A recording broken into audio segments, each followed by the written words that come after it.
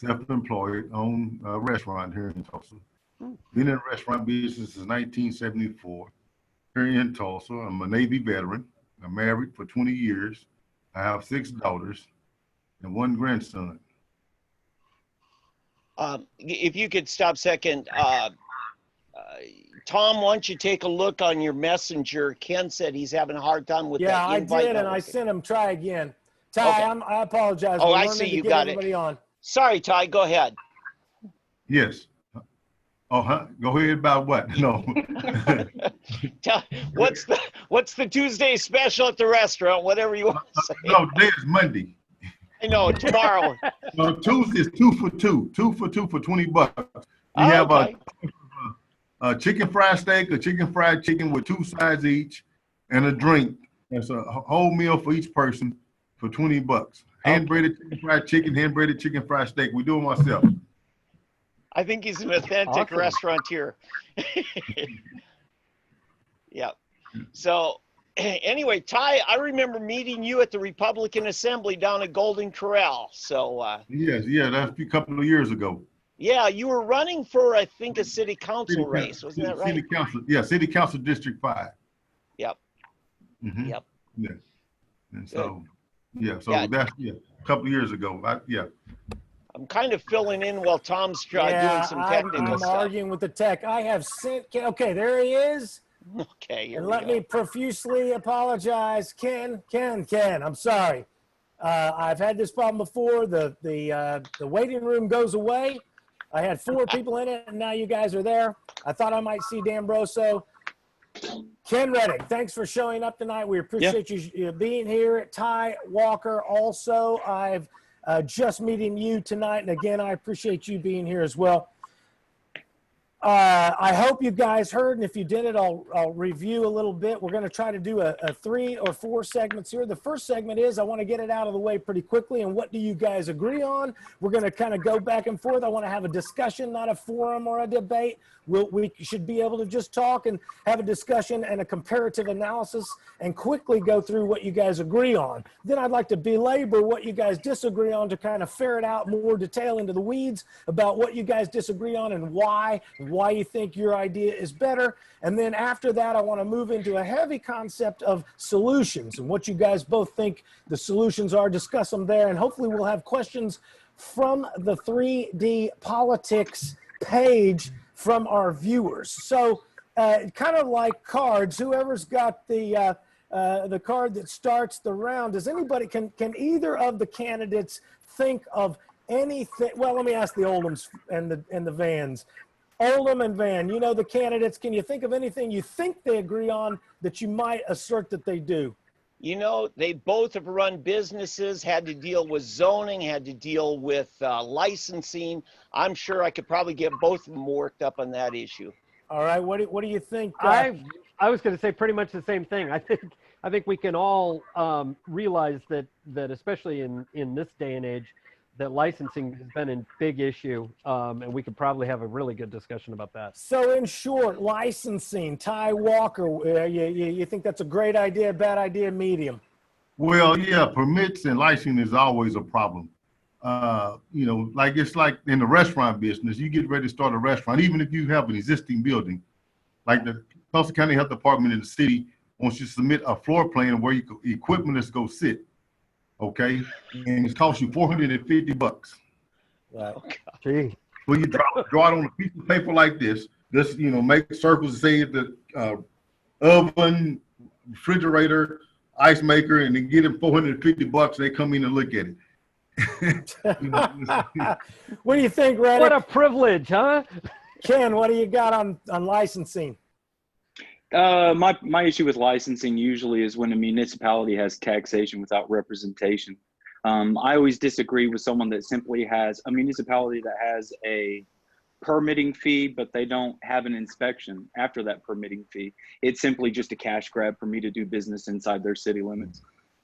I love how Van has set me up for this. My only platform during the mayoral race of 2016 was to extend the lifespan of cyclical municipal regulations. That is, they extended our penny in the tax plan to get more of our money. And I'm saying, if I'm a hairdresser and I got to pay 25 or 50 bucks for a license, how about the city extend the lifespan of my license as a hairdresser to go 2 years instead of 1? That hits my bottom line at about a 50% amazing benefit, but it's only about a 10% impact on the, well, less than 10% of the city's budget was for licensings and registrations. And I'd like to hear either one of you guys on that concept of extending the lifespan of cyclical municipal regulations. Ty.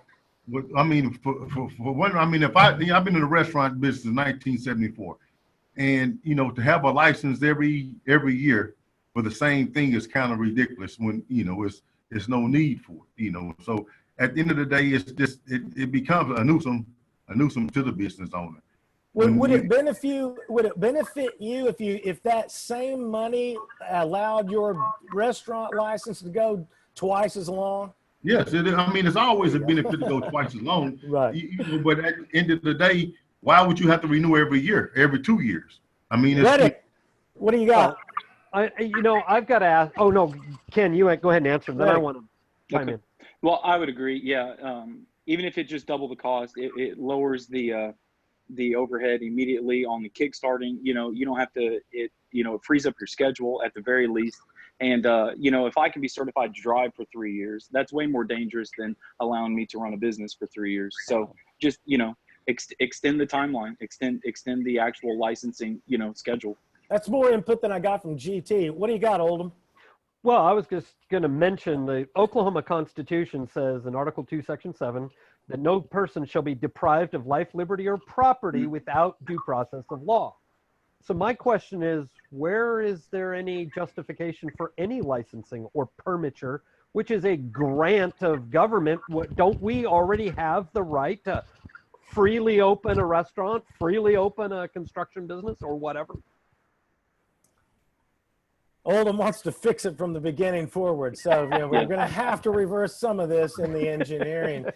So we touched a little bit on the licensing, et cetera. Do either of I've tried to warm it up, and I know, do you guys, I'm the kind of guy that just asks, do you guys have an amicable relationship? Do you respect each other? Can you have or is there some heat? This is my first time ever seeing Ken. Okay. Wow. So it can't be bad. You guys are both I'm not doing a good job of getting my name out there then. No, you are. But so you guys have never met. You're meeting now for the first time on Zoom. Are you familiar with, are either of you familiar with the either guy's platform? No. I am, yeah.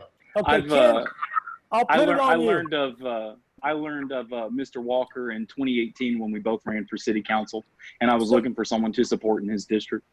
Okay, so let me ask you this, Ken. Can you find anything on Ty Walker's platform that you agree with? I mean, we've kind of touched licensing. Anything else? Oh, absolutely. Yeah, I think he's got a good handle on exactly what the issues should be. I think where we differ is the depth of how we handle the issues. Well, okay, and what our application hold it. You're moving into the other segment. What are the issues you agree with him on? That's the whole point of the first short segment, is that I want to hear, you said he agrees on some of the, what are the basic issues then? Economic advancement in North Tulsa, infrastructure shortcomings in North Tulsa, West Tulsa, East Tulsa. We need better participation between small businesses and City Hall. We need better networking. We need incubators. We need more attention. We need a spotlight shined on North Tulsa. As North Tulsa goes, all of Tulsa will go. You can only be, as strong as, as every neighborhood is capable of being. So if we turn a blind eye to North Tulsa, East Tulsa, and West Tulsa, it's just going to be all the, same problems we're having, and we'll never address the real issues. So Ty, okay, go ahead. I'm sorry, Ken. No, go. You're fine. I was just saying, Ty, is staying within the area of agreement? Does that sound right? Sure. Yes. Okay. You want to add anything or expound at all? No, that's fine. When the floodplain when the water breaks up dam up north, it rolls downhill. So That's eventually, when North Tulsa crashes, it's gonna roll to South Tulsa. So if Absolutely. you don't fix the bridge or the dam now, eventually it's just gonna crash the whole city of Tulsa. Okay. Yeah. Okay. I mean, I didn't expect this to go too much longer. If you guys have, I'm going to press the Davids to find out. You guys have both studied the politics of these guys. Do you see agreement between these guys that they haven't mentioned? Yeah, I do. And I'll have to tell you, East Tulsa's already there. I mean, you know, it's really struggling. And Yep. and I'm hearing some amens from the guys here on that. And, Somebody else. and really, we need to deal with that. And there's people in West Tulsa that are going to tell you they've been neglected a long time. And to the point where I'm saying, you know, it's important that our mayor's office understands there are neighborhoods not in Brookside that are still valid neighborhoods. Yeah. Yep. Keep picking a mayor that served City Council District 9, and you'll keep getting a lot of attention in District 9. Good point. Very good. Okay, well that sounds like the agreement portion of the of the message. So, you know, we've warmed it up. You're more familiar with Ty Walker's platform than he is of yours. Is there something that you feel like Ty is lacking, or that you have, or that Ty has that you don't think is appropriate? I wish I could lead a sermon in a choir as well as he does. But that being said, no, I wouldn't say he's lacking at all. We need his level of accountability and wanting to serve a community out of everyone. You know, what I see out of Ty is great. I mean, he could just go home every day and just live on his own success, but he doesn't. He's a small business owner, and he sees what it takes out of a stakeholder to really turn a neighborhood around. So you have to be active and you have to invest, and he does that. I respect that. So I mean, if there's a lot of agreement between you guys and no comparison of negativity, it's just a matter of figuring out what is the best structure to work you guys together. Right. And so does anybody have any ideas on how to move forward with combining these two guys' efforts in such a way that it works towards the better good of the citizen? Van, what do you got?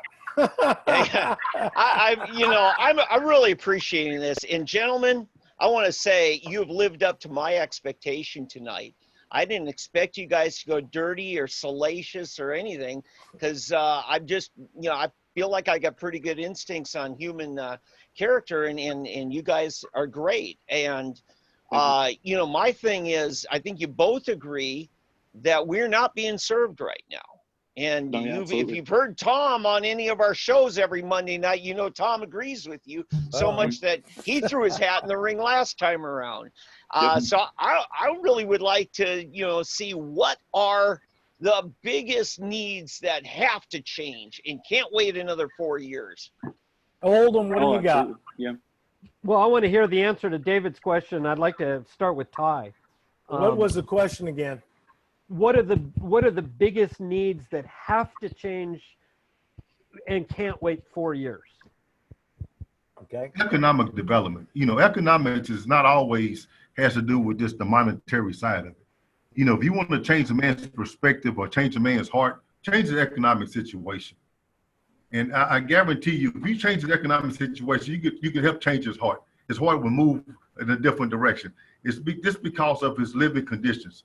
And then the understanding that the voice of being crying out for so many years and no one's coming to give you anything to take the relief of that pressure away from you. The city as a whole has been given majority of Tulsa a pacifier, what I call a pacifier. You know, you take a kid and you put a pacifier in his mouth, stop him from crying, but never get any milk. There's always a pacifier. That's why you see kids 3, 4, and 5 years old with a pacifier in their mouth, because they were never really given a bottle, so they become used to a pacifier. So we need to stop pacifying the people and give them milk to be able to grow. You need milk. Ty, are you when you say we should give, are you suggesting that is from government down to citizen? No. What do you mean we should give? No, government. I don't want government to give you nothing. I'm just Government, asking. I'm a guy that doesn't know.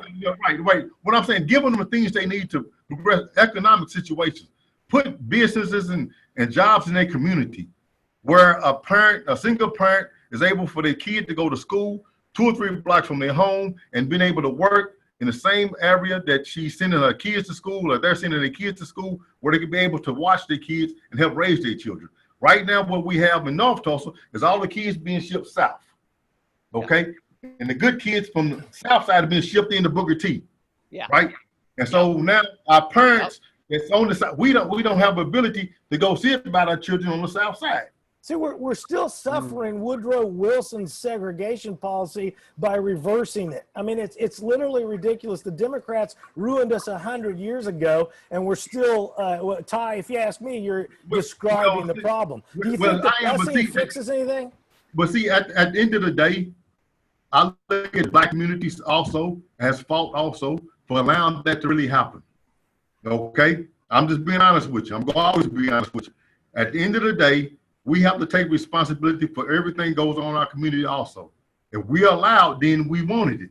So when I see things go on with the politicians that we've had so long in North Tulsa, from downtown to North Tulsa, I guarantee you that all those years have been given a pacifier. If you look, that's what we have. If it could be a Democrat or Republican, it don't make me no difference. At the end of the day, nothing's never been put on the boots on the ground. All right, let me bring Ken in. Ken, you heard my contention. You heard Ty's response. What do you think? Yeah, we're on the right track. I believe the question was, what's going to be the most troubling issue moving forward, and what really needs to be addressed? I mean, we've become very tribal, even on local levels. We get into our own camps, and we don't like to communicate with each other. And we do this litmus test, and we try to qualify people before we let them in to help. And professionally, my training and my background has taught me and has allowed me to build bridges to connect all those camps. I build bridges with communities all the time.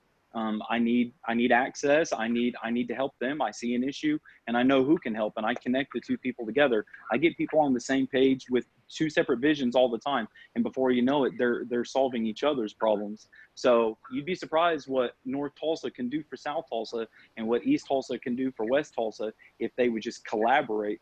But if you give me the stage of City Hall, I mean, I'll be able to do wonders. I mean, we'll be able to connect people on levels we've never seen before. We'll bring someone in. We'll create a whole new chapter of the 10-Point Coalition here in Tulsa, and they have real factual data. If we just follow their lead and the model that they've developed, we can change Tulsa inside of 1 term, and then I don't have to commit to a second term, like GT says he's doing now.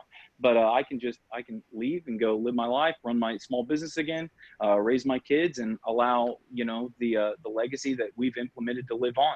It'll just forever affect the community, and I doubt any mayor after us would dare remove the positions and the coalitions that we've created. Van, what do you think? Talking with both you guys probably know Henry Primo, who's been a responsible businessman and a good community member. He told me he about 6-8 years ago, he joined the Greenwood Chamber of Commerce with just that desire to bring some of the top retired businessmen in this town into a mentoring role. Because he really feels like in certain parts of town, and I would put East Tulsa in the same boat, you don't really see that entrepreneurial spirit. And that's why I love seeing guys like you two men who have that, who've made a payroll, who've had to sign up and get your licensing and inspections. And so, I'd like to see more of that happening, and I think it would bring together. Yeah. And that's what I do in my spare time all the time. We try to mentor with the youth. When I was helping out with Sheridan Christian Center, we developed a men's business development program where we would bring in the youth from just that specific neighborhood at 2nd and Sheridan.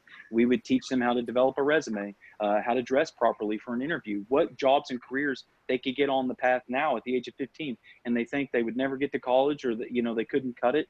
And let them know there are 6-figure careers out there that exist, and with a trade skill, and just building up your own business and investing in yourself, what that actually looks like. what it looks like to develop an actual schedule and a plan for yourself, and how to create milestones and accomplish those goals. If we could hire a grant writer to work inside the city of Tulsa, we could help fund those missions and those organizations such as TyPros and Young Business Leaders of Tomorrow, and we could help out, and we could just expand it to a citywide level to where Tulsa could be nationally known as the greatest youth incubator in the nation. Okay, I want Ty to get a chance to respond, and I want to have Oldham, and then I got a question that is an analogy. Go ahead. Ty, what's your response? Well, I heard her speak about second insurgent. North Tulsa really starts from the west side of Lewis to since Martin Luther King Jr. Boulevard, from Pine to 56th Street. That's really the north side. That's what we call North Tulsa. Anything past Admiral is South Tulsa. We really call North Tulsa Lewis to MLK, from Pine to 56th Street. That's North Tulsa. When you look at that square right there, it's suffering. Okay? Many organizations, pastors, church leaders, government officials, you name it, they've all been in North Tulsa for all these years. Every organization. And at the end of the day, from 1976 to this day, you see what's in North Tulsa. Nothing's never changed. Okay? No, there's no boots on the ground. We can put all the planning committees we want together, all the planning boards, you name it, you can put it together. But if ain't no boots on the ground and anything to change it, we have to put boots on the ground. Ty, I'm going to ask you again. You're saying boots on the ground. You're going to have to define that for me. Well, where do the boots come from? From inside the community. It's actually good people in North Tulsa. Yeah. That has nothing to do with government, but actually people that has street credit in North Tulsa that you put in North Tulsa to make use of them to help build a community up. Hold on. There's good. You said there's good people in North Tulsa. They're already there. What do you mean put them there? No. What are you saying? I'm asking you. What I'm saying I'm not understanding is the problem. I don't understand when you say boots on the ground. You're saying people that's actually working. People's actually in the neighborhood, going through the neighborhood and seeing what's need to be done and actually doing it. That's boots on the ground. It's boots on the ground. But I'm saying, where do those boots come from? You said we got to put those people there. Where do they come from? The people from in the community. So they're already in the community. I don't understand what you mean. Put them there if they're already there. They use the people that we have in the community. We don't need to bring out. How do we use them? Define how do we use the people in the community? What do you mean use them? They're already there. Why don't they do it? What do they need? What do you mean use them? For one, the people that's actually in charge now are those that have been in charge for a while. You mean like G.T. Bynum, who is the nephew of DBJ? It's hard. I know, it's the same as show on earth. G.T. Bynum, same as show on earth. I'm asking you specifically, where do the boots, they're from, when you say we got to put them in the community, they're already in the community. No, well, I'm saying we use those that's in the community. Define use. By going in their own neighborhood. All right, Van is mad at me. Fix it. Van's mad. I don't understand. To me, I don't like using people. I don't understand what you mean. If there's opportunity, you're not using people. And they're already there. Hey, if they're already there and the opportunity's there, why aren't they doing it? There ain't no opportunity there. Well, then why not? The opportunity is there. Why isn't there any Because opportunity? it's never given the opportunity there. Have you ever been in North Tulsa? I have a house in North. Yeah, for 50 years I've been in North Tulsa. Yes. 50 years. Where you live at in North Tulsa? Well, that's not your business. Well, I mean, what? Denver and Pine. Where? Denver and Pine. Denver and Pine. Is that close enough? Denver and Pine. Yeah, that's right downtown. Okay. That's where the gas bands come from. What I'm saying is. But what I'm saying, they don't see your face in North Tulsa. They don't see you in North Tulsa. You don't know that. Okay, well, I've been in North Tulsa for 55 years, sir. Hold it. This is all right. I appreciate you, Ty, very much. Ken, tell me how I'm wrong. I think what we're missing here is how do we activate the people that are in North Tulsa? You do it with resources. They need attention and they need constant levels of just accountability and resources. And that's why like I've said before, I would create that position. I'm sorry. I'm going to push you the same way I did Ty because I ain't got forever. Where are these resources coming from? I just want to know. Where are you going to get these resources? Honestly, I think the people are there that care, but the resources come from outside North Tulsa. You're going to have to get people activated from outside, and you're going to have to bring them into North Tulsa and train and properly instruct and show them that the system works. You agree with that, Ty? Sure. All right, Oldham, what do you know that I said that's wrong? It's not so much that. The question I've got is do the people within North Tulsa, are they just lacking opportunity? In other words, it's been restricted of them, or is it because there just isn't a financial base that is sufficient to support them, or that they possess to engage in a business startup? Well, it's a combination of both of those right there. Okay, it's money in North Tulsa. Okay, for one thing, we do have too many churches in Tulsa. Period. Because churches don't even put anything. No sales tax. Nothing. They don't. They take out, but they don't put in. I'm against all nonprofits, so I agree. Go ahead.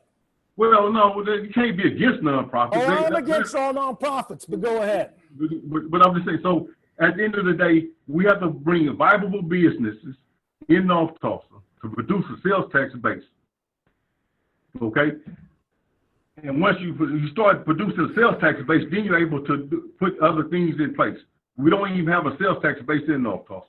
That's true. None. Okay. We don't have none. So you have to have businesses in North Tulsa to create a tax base.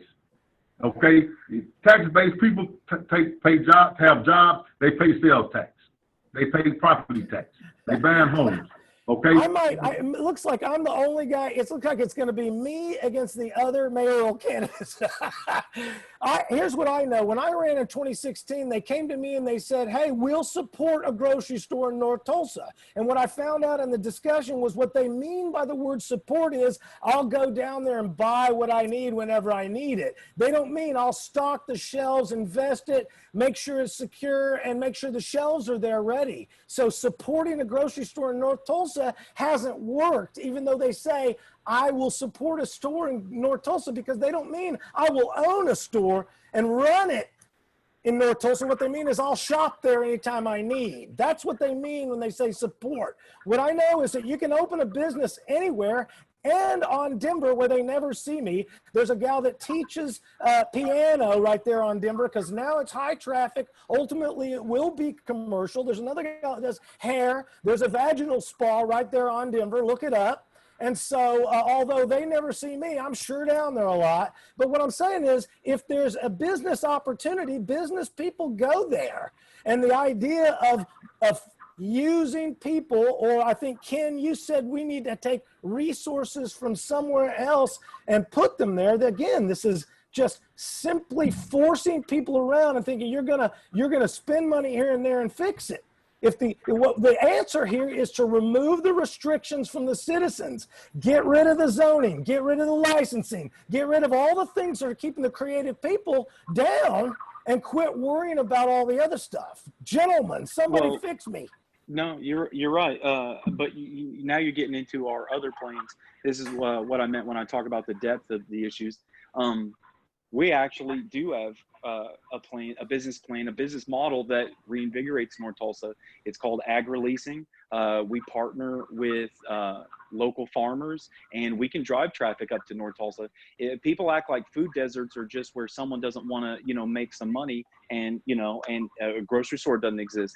But if we all know we live in a capitalist society. It would be very easy to become a millionaire selling groceries. If you look at like the CDC 500 research, 500 cities data, it should be pretty easy to open a grocery store in North Tulsa. Obviously, they're lacking one, but why is it one that's fully subsidized by the city never survives? And it's the business model that's applied. You can't just fully subsidize a grocery store in North Tulsa and expect it to succeed. The last one that was there was rent-free on a lease.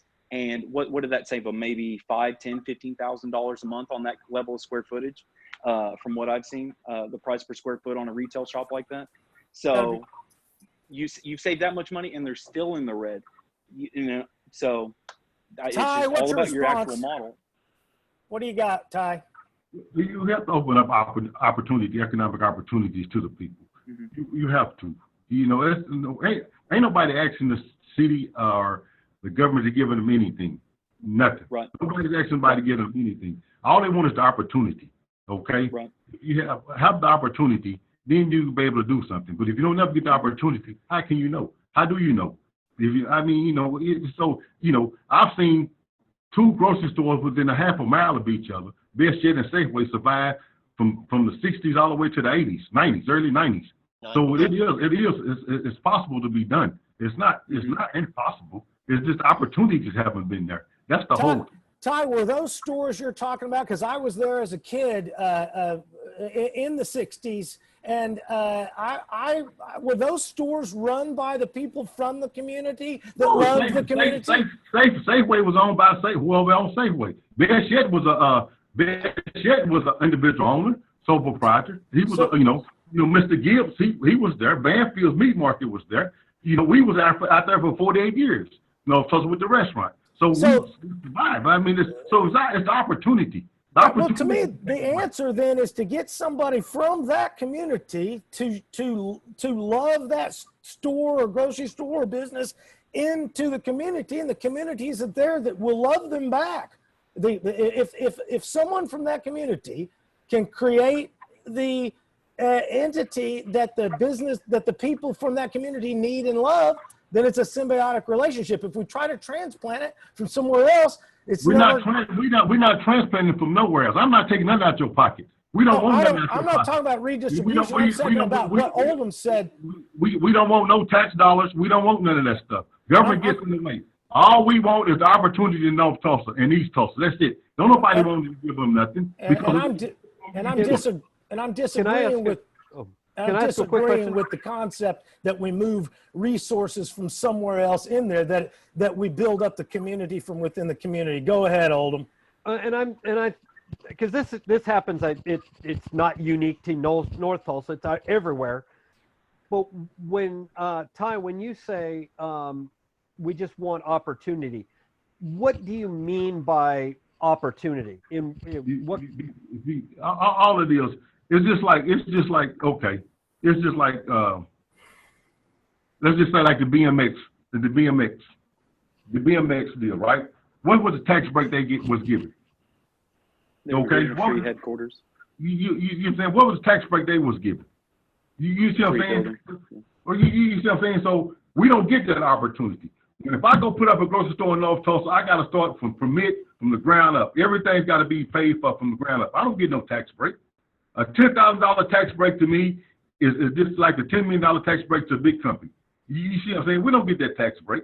Right. We don't get that opportunity to do that. We don't get no opportunity to have the $1 a year, whatever that is, the bus plan is getting out there. We don't get those kind of opportunities.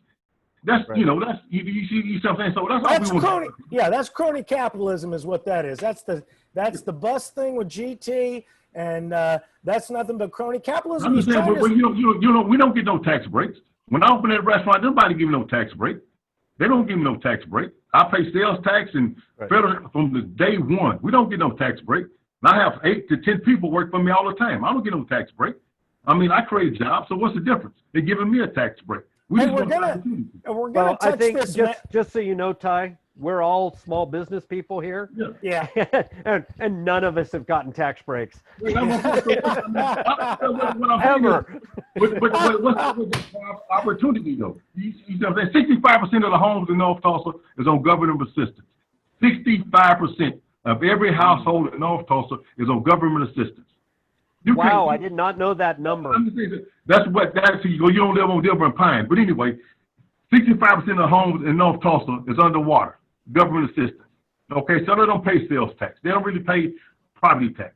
So food stamp payment at the store is a negative gain. It's money.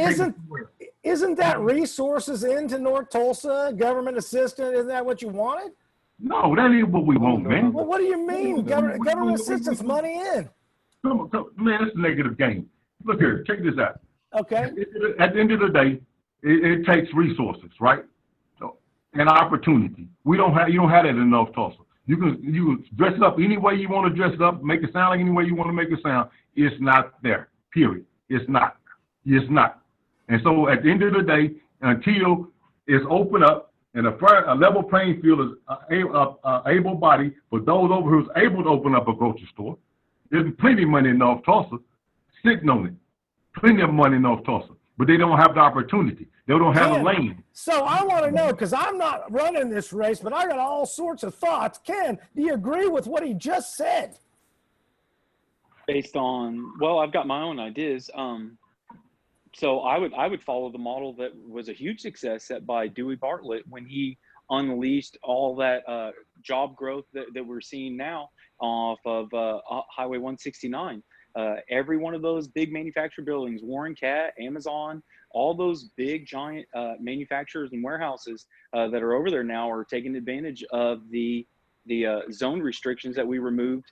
And we said, if you build over here and you hire so many people, you get this land for free. So they had investment, they had initiative.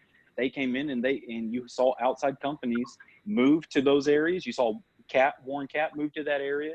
And so Ken, let me ask you, how is that different than the sweetheart crony capitalism deal that the bus making company got with GT from 20 years ago? Right, you're right. So the difference is, well, with the bus plant, the difference is they get a free building. It's probably the most valuable building that we have in the city of Tulsa as far as like ownership and being able to lease out to a manufacturer. And what do they get it for? $1 for 20 years if they invest in it. That's if they invest in it. And then there's no requirement that they have to hire people from actually Tulsa to actually do the work. So we get the short end of that deal. We don't get the rent on the building, and they don't hire Tulsans for the most part. A lot of them are temps. So the ones that are from Tulsa are just temps, so they don't get benefits. It's not that good of a paying job. It's a poor working condition. It doesn't build anyone up. There's no future advancement. Where do you take that training elsewhere in Tulsa once you've received it? So those kind of jobs are a little bit different. It's not cronyism if the city of Tulsa were to create a land trust and then incentivize companies to come in and offer jobs to the public. Now, it is cronyism if... Hold it. Ty, does that sound right? No, we don't want, we don't want government hands on nothing. Right. That's correct. Yes. There's never been a government program ever made a success out of it. Correct. If you tell me one, I don't know one. No, it doesn't. So at the end of the day, that don't work. Right. It's private investors, private people with private money moving forward. That's how it'll move. It's going to be private money with private investors and everyday people making it happen. Now, with that being said, yes, go ahead. Yes, the city could allow some investors to have the land, and they're not doing nothing with it. I mean, you have, I'm not going to name, but you have 3 or 4 different families in the city of Tulsa control everything. So at the end of the day, why not? I mean, why not? You know, we want to spend, we need opportunity. That's all it is. Hold on. And you're right. And typically, I would fully agree with that. That works in a vacuum. You know, you just remove restrictions, open up an area, and naturally, entrepreneurs move in. They build it up, and they develop businesses, and they develop communities. I mean, when I moved down to Allen, Texas in high school, there were cities that are there now that have a population of 50,000 that didn't exist 20 years ago. I mean, you remove restrictions, and a population will explode. Problem is, we've given North Tulsa decades to kickstart itself, and sometimes a little bit of initiative from City Hall has to happen to jumpstart a program. I'm not saying government handouts, and I'm not saying government influence, but I am saying that Kickstarters can come from anywhere, and they can work if they have the proper backing, if they have the right agenda. Okay, I want to kind of move on. You guys cannot ever know how much I appreciate you guys being here. Ty Walker, Ken Reddick, I appreciate you being here. It's been very exciting for me. Tommy McCay, your fine host here at 3D Politics every Monday night, 7 p.m. David Van, Sooner Politics with me every Monday, as well as David Oldham, constitutionalgrounds.com. I got a question I want to ask to try to bring us together in some sort of way that helps us maintain our individualism but drive down the same path. So here is my Aesop's fable analogy. If Ken Reddick and Ty Walker were getting ready to go cross country in an automobile. And you need a navigator and you need a driver. And don't go both on me because you know how I hate it. But taking the wheel of the city of Tulsa, so to speak, as the mayor, which one of you should drive? And which clearly you guys agree. And I like that. Which one of you guys should drive and which one of you guys should read the map and navigate? Well, I'm gonna be the navigator because the navigator tell the driver which way to go. It doesn't mean he's going to drive that way. Ken, what do you think about that response? I would enjoy that. I would love to be the driver. I'm not beholden to anyone. So, do you guys think ultimately, and again, just allegorically, not specifically, do you think you guys could work together in that fashion where Ty Walker is negotiating some format of direction and Ken Reddick is working with him to help the citizens of Tulsa push these things down properly? Absolutely. If I don't belong in this race if I'm not going to reach out to gentlemen, Ty Walker or gentlemen just like Ty Walker, stakeholders, restaurant owners, business owners, men that really care about our city and the direction of our city. I should step out of the race if I say I'm not going to reach out to men just like Ty Walker. That being said, I believe that we have the best plan to move Tulsa forward, and we have the highest level of investment. We've got the highest level of support. The FOP, the TPD, we get emails and donations and, just text messages every day saying, I dropped off 20 signs today and maybe 6 of them were to TPD officers. So moving forward, I think our plan is by far the most ready to be implemented for the city of Tulsa. I want Ty to respond, and then we want to go to the Davids and then move on to solutions. Ty, response. Well, I have every plan I've ever had is on my website. I put it out there from day one. I'm the only person in this race that's ever lived on both sides of the tracks. Nobody's ever been on both sides of the tracks. I've been on both sides of the tracks. I never saw you there. Yes, sir. I still live on both sides of the tracks. Just a joke, Ty. Go ahead. So at the end of the day, I'm the only one with experience on both sides of the tracks.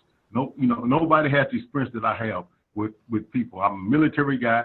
I built bridges from day one, and so, and so that's where I'm at. I have a plan, I have a vision, and I'm set on the ground to do that vision. We have already working on a budget. We've already working. We put everything together that we need to have to move forward. This is a great chance. Ty, tell them what your website is and where to find out more about you, and then we'll do Ken. Ty Walker for Tulsa. Ty Walker for Tulsa. Is that a number 4 or regular words? Say again, FOR. FOR. Ty Walker for Tulsa. And Ken, where do we find you? Ken Reddick, the number 4 mayor.com. Very good. Oldham, what do you know before we move on to solutions? Well, we have just this past week had the mayor and the city council declare a mask mandate. Where do you guys individually stand on that? And what would you do? What would be your direction? Would it be the same or would it be different than the city council at this point, or the mayor? Let's start with Ken. Oh yeah, no, we went down a dark path, this last week. Ever since I've been worried about Tulsa ever since the press conference last Friday from Mayor Bynum when he got on stage and he said he had motivation, or the week before he had things in action and he was going to move towards removing our rights and our free decisions to assess our own health risks. And when he removed that ability from the, your citizen of Tulsa to make their own decision, I mean, that was a dark day in Tulsa, the day that city council voted 7-2, surprisingly so. I really thought it was going to go 5-4. I thought, the only one that was on the fence was probably Phil Lakin out of District 8. I'm really disappointed because he specifically said that he needed to see economic data in order for him to make an educated decision. And there wasn't one person in that audience that presented any economic data when he voted to go ahead and push forward with this mandate. So I'm not anti-mask and I'm not pro-mask. I am anti-mandate. I'm anti-overreaching ordinance. Ty, what do you got? Well, I wouldn't even went down the road. I'd have been in a lot of trouble from Jump Street.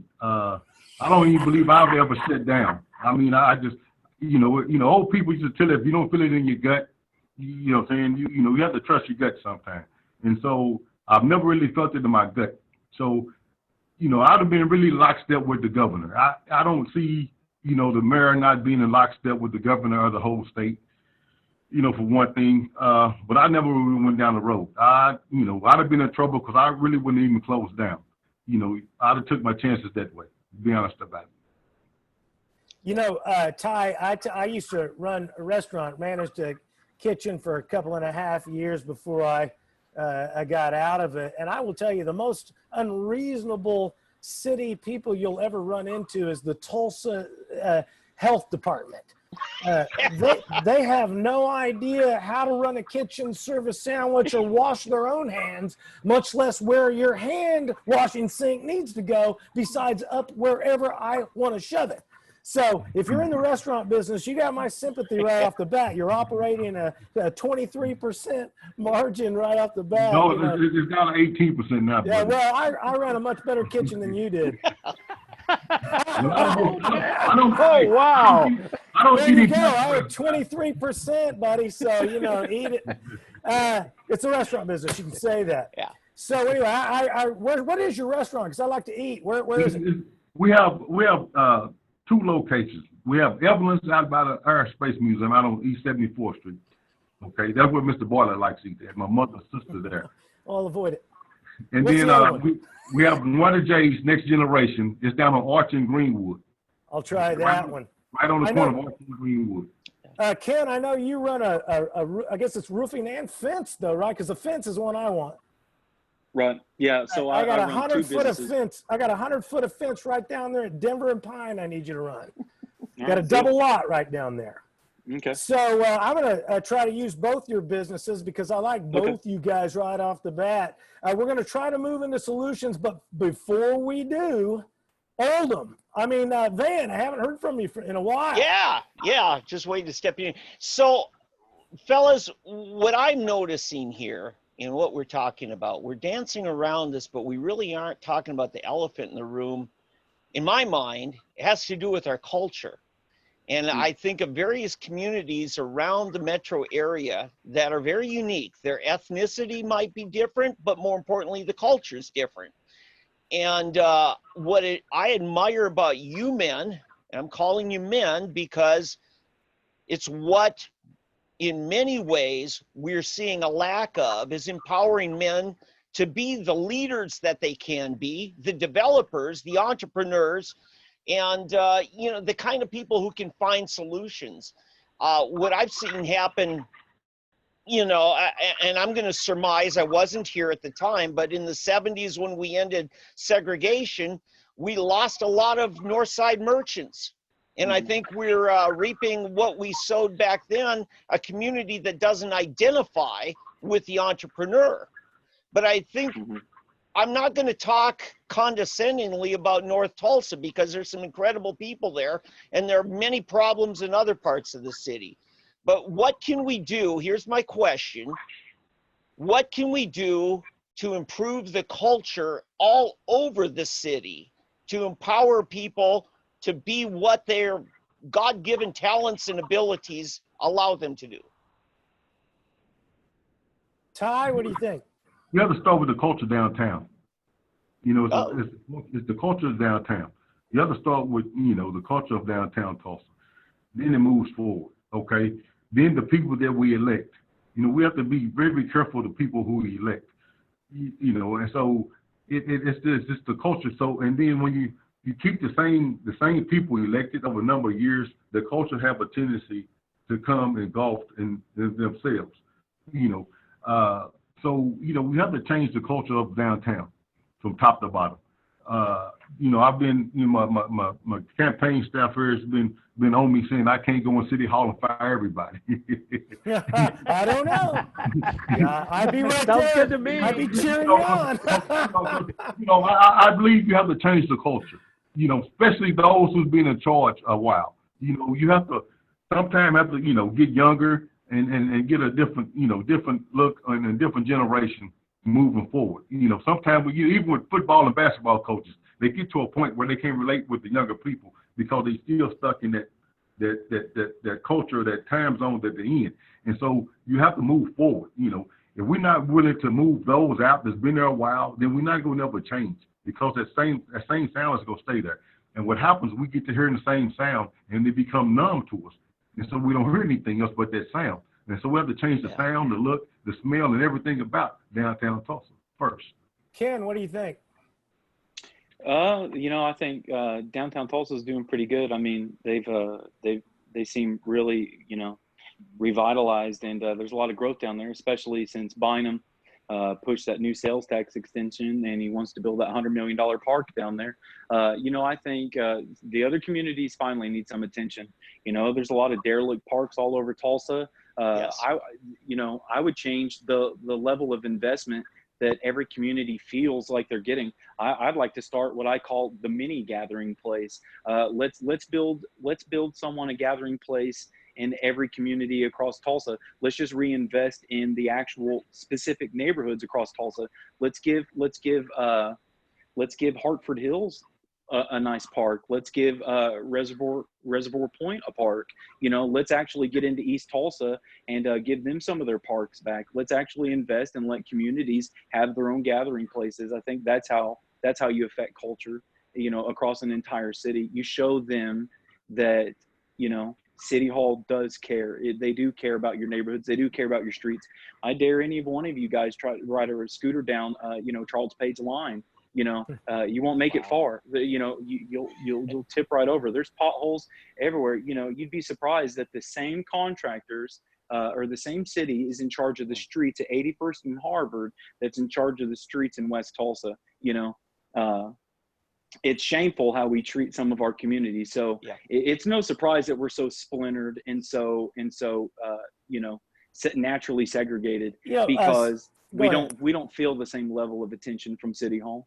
Something that Ty said early in the show about what his peers view as North Tulsa, and he's got some hard lines around what that is, and South Tulsa has some hard lines around what they think it is, and this what's true in the micro is true in the macro, and this reminds me of the Lily alleyway between two people's lawns where it's really yours to mow. No, it's yours to mow, and that's why these different segments of the city are being disposed of because everybody thinks it's everybody else's area. So maybe we need to come together and have Ty define what is South and what is North so that we can start agreeing on who's responsible for road maintenance around here.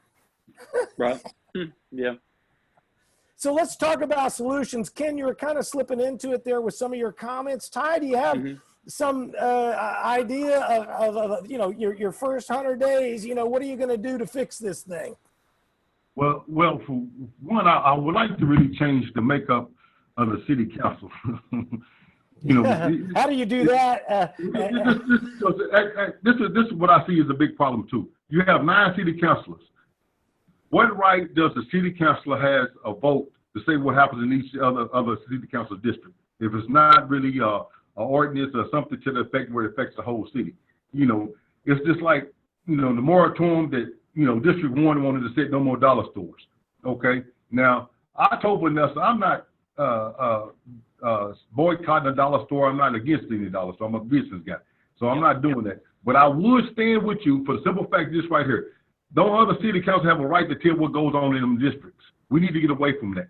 9 shouldn't have nothing to do with 2. 2 shouldn't be telling 1 what to do. 4 shouldn't tell 5 what to do. We shouldn't be able to vote on that because that district come and this person ballot vote to change the whole dynamics of that part of the city if they don't want it to happen. And so when you got Democrats down there fighting against Democrats, Republicans against Republicans on that deal, that tells me that there's no unity right there. city council should have no voice on each other's district. Ken, does that sound right? I mean, you'd be surprised how limited they actually are inside their own district. The charter's written up to where, you know, they cannot represent constituents outside of their district. And, you know, basically, you know, even with Mayor Bynum's most recent, the one before last, his last budget presented, he allotted them $1 million a piece for their own pet projects. So inside their own district. So they started holding town halls and stuff like that. So, I mean, our city charter requires that they live inside the district, that they are registered to vote inside the district. The change that I would actually make is I would return us back to a partisan primaried election system. I think our city council, being as nonpartisan as it is, you know that there are counselors there. I know for a fact that they go door to door and they have voter registration sheets and they pander votes to that door's registration. They talk about the issues that they know are important to them. They know you're a gold level voter. They're going to talk about progressive issues. They go to the next door. They know you're a gold level conservative and they talk about issues, you know, pander to you that matter to you. So that being said, our city council is not diverse enough, and we are on the tipping point where if this election, outside of our race, you know, regardless of who wins the mayor's race, city council is so left leaning right now. They are one district away from us losing. It's like when we talk about the Supreme Court, you're one seat away from, you know, from everything, from America changing. We are one district away. It's probably District 9. That's probably going to be the most contested. And Cass Fowler, I think he's got a really good chance on just running away with it on the 25th. Cass Fowler there in District 5. But we don't have enough diversification because we've removed the labels. We've removed the identity of those counselors.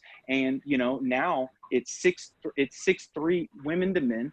And then we have no idea what their leanings are. So then you've got like these, you've got Dexter Wright, you got Vanessa Hall Harper, you got McKee, you got Patrick, and then you'll have someone always come in like Phil Lakin or Kimbrough and mess it up. And they'll just vote for the OIM. If we're going to lose Kimbrough's vote on the OIM, and if District 9 and District 5 go the wrong direction, you're going to see an oversight committee here in Tulsa. And all that happens because we have no idea what the level of diversity on that council is. And that's why we need to return it back to parties. Okay, Ty, I want to get your response, but specifically, I'm going to need to hear from you on this nonpartisan election style, because that was one of the problems I had trying to delineate myself from a millionaire. How can I show I'm any different than some millionaire if I can't even say that I'm a Republican? And so this nonpartisan issue in the mayor's race, do you see that as a problem, or do you see that as adding to the issues of the homogeny of the city council? Well, it's a portion of all of it. If we want to really get away from being divided or you partisan, whatever you call it, remove labels from everything. We still identify with ourselves on applications, job applications, black, white, Latino. We say non-American, American. We have all these labels. Okay, so these labels keep us divided. So we really want to be divided, then remove all the labels. But if we don't want to be, we want to be divided, keep the labels. Okay, and so what happens is, we say Bynum, everybody say Bynum was Republican. Okay, but when he was elected, he lined himself around with all the Democrats. So is he really a Republican? You see what I'm saying? So it's not based upon the title. It's based upon the fruit that your tree is bearing. That's what we have to look at. We have to forget the titles. Look at the fruit that tree is bearing. Then you know what kind of tree it is. Ken, what's your comment? But let me say this. If we did have a primaried system, we all know, everyone in on this conversation, everyone watching at home, we all know Bynum would never win a Republican primary. So that's what's wrong with our system. Yeah, that's correct. I agree with that. I agree with that. Our system but see, okay, but then at the end of the day, we allowed that to happen. And if we were Republicans, you see what I'm saying, and we knew that issue was on the ballot, we weren't loud enough to keep that issue forward. You see, we took a back seat. I see what you're talking about, Ty. When you say we, I think you're, in my mind, you're talking about the people who are tuned in, who know what's going on, who know, but the headlines don't, the media skews the headlines to the point where we don't know, the we that doesn't pay attention like you do doesn't know that Bynum is anything. He's on the TED Talk saying he's a Republican governor, a Republican mayor from the reddest state in the union. And he's the purplest thing you've ever seen. So I'm being real polite. Wait, his Yes, glasses are orange. His glasses are orange. That's tortoise. That's tortoise shell. Yeah. So the other thing I hate that I got to get some input on because time is short. We all paid for what they call the gathering place, which should have been called the social distancing place. Where were our two candidates on that Vision 2025 scam? Ty, did you like the Vision 2025 thing? No, because North Tulsa got $16 million. It all went to Gilcrease Museum, buddy. Boom, there you go. Correct for a fascist. We say North Tulsa got all the money, but it actually went to Gilcrease Museum. Right, isn't even owned. It's not even owned by the citizens. There's no such thing as co-ownership. It's all run by a partisan. Hold it, Ken. Your concepts on that same concept of gathering place. Terrible idea. I mean, the first thing they did was cut off West Tulsa from being able to enjoy it. So, and then the whole debacle with GT stepping in it and trying to offer, some kind of public interaction with building a bridge. And then what do? We choose a bridge that's double the budget available. So now we don't get one. So overcharged. Ty, do you agree with that concept? Yeah, what I mean is, let me be more specific. Do you agree with Ken's contention that West Tulsa got robbed like North Tulsa got robbed?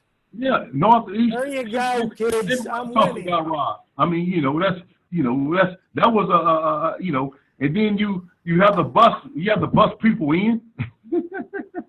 Yeah, well, at least we got that arrow system because I know, at least they got 4 people on that green magic bus. Mm-hmm. So what is anybody else on solutions? Anybody else got a magic solution? Ty, Ken, anything else? Oldham, what do you got? Well, I would just say it's like, let's make Tulsa the American Opportunity Zone. In other words, let's just get back to constitutional governance. Yeah. Release the Drakens, as it were, and just, or the Kraken, and just let the people be, and wouldn't that solve virtually all of our problems? Wouldn't that end the need for the socialist handouts up in North Tulsa and East Tulsa and West Tulsa? And wouldn't that then also stimulate the economy of those areas because people would be forced to spend? I just cannot contain myself. I'm trying to tune into the Facebook Live comments, and 3D Politics is winning when we've got 2 mayoral candidates on the show, and Kim, who is a Bynum fan on the 3D. This is fantastic. Some gal named Kim likes Bynum, and she's trolling 3D Politics. Oh, sorry. This is so much fun. So again, let's just reset once again. A million thanks, because you can tell I'm having a ton of fun. Tommy McCay here, your fantastic moderator and host, with Ty Walker, mayoral candidate for Tulsa, city of Tulsa. Also Ken Reddick, another mayoral candidate right here in Tulsa. 2 of the best guys I know running. They basically agree on most things, and it's so deep into the weeds where they disagree. It's only me that likes it. Van, what do you got? I want to ask each of you guys a simple question. If you were not in this race for whatever reason, let's say you got pulled out, let's say it's something, God moves you somewhere else, and you had to answer, who's the next best guy of this race? What's the answer each of you guys would have? Well, I have to say Ken at this point, because at the end of the day, that's, I've looked, and looked at other things and with other people, and right now he would be, the guy that I would have to put my hat on if I had to do it. Ken? Thank you. Yeah, I got to tell you, the reason I got in this race is I didn't know Ty was running. So I sat back and I waited and I waited. You know, I didn't file until the second day, and we waited and we wanted to jump behind everyone. We met with the county GOP chair. We met with the state GOP. We met with city elders. We met with the Liberty Center. We met with the FOP. We met with Dewey Bartlett and Terry Simonson. And they're all like, Tom's not running, and so we don't know who else. So, maybe Ty. We thought, I don't know. Okay. Jump in. So you're Ken, you're saying Ty would be your next choice if for some reason you got pulled out of this. If God moved you somewhere else. Okay. His conservative fundamentals are, you know, on par. So okay, hey, I got to correct real back. fast. Kim, I don't use last names because I might get it wrong. Kim is correcting me right now. She's not a Bynum fan. She's picked her winner. You'll have to go to 3D Politics page on Facebook to see who she likes. Yeah. But no, I got that wrong. She's not a Bynum fan. She was maybe trying to be sarcastic. But once again, Ty, thank you for being here. Ken, thank you for being here. David Oldham, as usual, from constitutionalgrounds.com. Thank you for being here. And David Van, we just couldn't do it without you. Soonerpolitics.org. Anything else before we get out of here? Well, I would just say that oh, no, go ahead, please. No, I want to say thank you guys for having me. It's been an eye-opener. Good. Now you know what my problems are. Real quick plug. You're a little tougher than 912, I can tell you that. Okay. Real quick, 5-second plug. Where's your next public event you're going to? 5 seconds. Ty. Terror. At 6 tomorrow. 6 o'clock tomorrow. Tara, that's at Golden Corral, 71st and Mingo. Ken. We'll be on the corner of 31st and Garnett, handing out signs, sitting down, talking with all the public about the issues. All right. Very good. I hope you guys can, hopefully you will share emails, etc. Enjoy each other's, hopefully you can bring your efforts together one way or the other. I think you both want what's best for the citizens. Yep. You're both small business owners, which is the backbone of the country. And I would prefer to see either one of you guys take it away coming up in November. So I'll be watching both of your campaigns and looking to support either one of you at this point in the process. So once again, Ken Reddick, Ty Walker, mayoral candidates, here in Tulsa, Oklahoma. Thanks again for being on the show. Thank you, guys. Appreciate y'all. This is Tommy McCay giving an end to our fine broadcast this evening. Actually, it's Cablecast. David Van, Soonerpolitics.org, David Oldham, constitutionalgrounds.com, and we will see you all next week, Monday, right here on 3D Politics Live on Facebook.